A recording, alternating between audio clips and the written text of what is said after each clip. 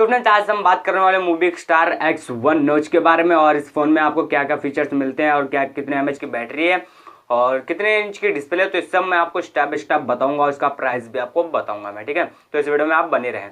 तो अभी हम बात कर लेते हैं इसका डिस्प्ले की। तो इसमें आपको मिलने वाली 5.7 इंच की डिस्प्ले जो HD+ है।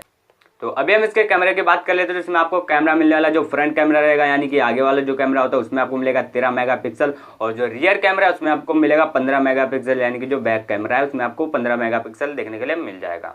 तो अभी हम बात कर लेते हैं इसके बैटरी की। तो इसमें आपको बैटरी मिलने वाली है 3020 mAh की, जो कि बहुत अच्छा है। तो अभी हम बात कर लेते हैं इसके प्रोसेसर की। तो इसमें आपको प्रोसेसर मिलेगा MediaTek Helio A22।